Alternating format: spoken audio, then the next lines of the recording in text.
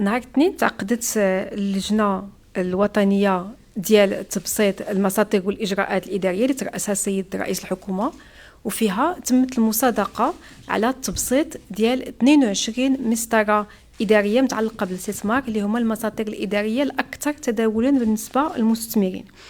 هذا الشيء جا تعكس الأهمية الكبيرة اللي تعطيها الحكومة المجال الاستثمار، لأنه هو محرك النمو السوسيو اقتصادي، وأيضا هو اللي تخلق فرص الشغل للشباب والمغاربة بصفة عامة.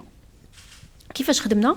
وأنه في هذه الأشهر اللي فاتت وزارة الانتقال الرقمي وإصلاح الإدارة خدمت مع الشركاء ديالها خصوصا المراكز الجهوية للاستثمار باش تعرفت على واحد 22 مسطرة إدارية اللي هي تتداول كتر بالنسبة للمستثمرين، تيجيو بزاف في المساطر في المساقات الاستثمار.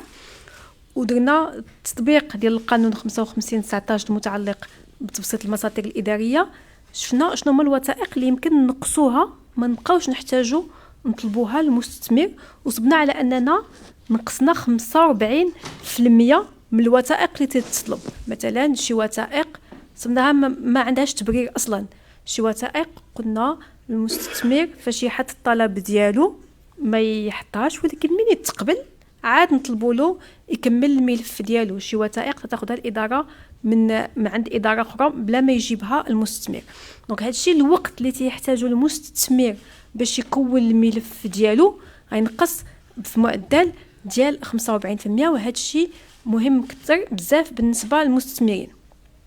دابا كما جا في السؤال اللي خاص هو هادشي يتنزل على امر الواقع.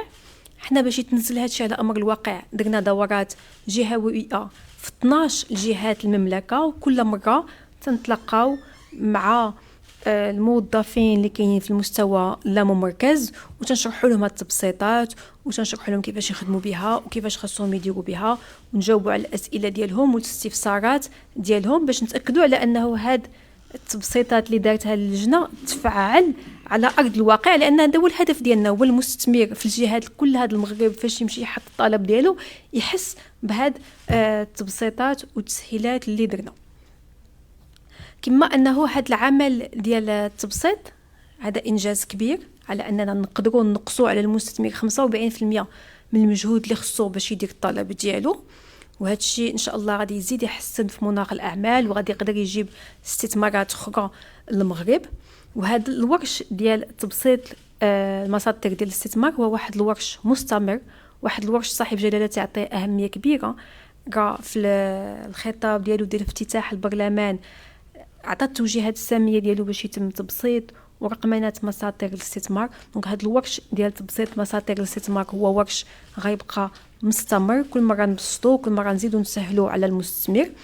كما انه الورش ديال تبسيط المساطر الاداريه بالنسبه للمواطنين بصفه عامه في مختلف المجالات هو ورش كبير ومازال مستمر باش نبسطوا الاجراءات الاداريه على المواطنين، ودائما نهبطوا على لو تيران ونشرحوا للموظفين ونديروا لهم التوعيه باش نتاكدوا على انه هذه الاجراءات تفعل على ارض الواقع ويتسهل المأموريه على المواطنين في الحياه اليوميه ديالهم.